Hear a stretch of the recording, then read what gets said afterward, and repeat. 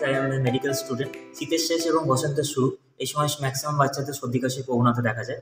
Maximum বাবা মারা ভুল করে থাকেন যে সদ্যোজাত বাচ্চাকে স্নান করিয়ে থাকেন, কিন্তু এটা একদমই ভুল প্রসেস। এটা বিজ্ঞানসম্মত প্রসেসগুলো যে আপনারা বাচ্চাকে বাচ্চা জন্মানোর 10 দিনের মধ্যে, মানে বেলফ্লাকার ঝরে যাওয়ার আগে পর্যন্ত আপনারা গরম জলে তোয়ালে দিয়ে তার গামোছা বা স্পঞ্জিং করান। আর বাচ্চাকে খুব মোটা জামা কাপড় পরাবেন না, বাচ্চাদেরকে সবসময় 2-3টে পাতলা জামা লেয়ারে পরানোর চেষ্টা করুন। আর বাচ্চাদেরকে সবসময় টুপি, মোজা, উলের টুপি, জামা এগুলো পরিয়ে রাখবেন। এবার আমি আপনাদেরকে বলবো, যেসব বাচ্চাদের বার্থ ওয়েট 2 কেজি বা 2.5 কেজির কম, সেসব বাচ্চাদের ম্যাক্সিমাম টাইম হাইপোথার্মিয়া হওয়ার চান্স থাকে, কেননা তাদের থার্মাল রেগুলেশনটা একটু কম থাকে। সেই সব বাচ্চাদের চর্বির পরিমাণটাও কম, সেই জন্যে যখন রাতের বেলায় টেম্পারেচার লো হয় সেই সময় হাইপোথার্মিয়া হওয়ার চান্স থাকে।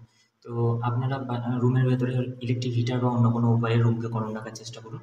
সবচেয়ে উত্তম প্রসেস হলো ক্যাঙ্গারু মাদার কেয়ার। বাচ্চাকে আপনার বুকের ওপর রাখুন এবং স্কিন টু স্কিন কন্ট্যাক্টে রাখুন।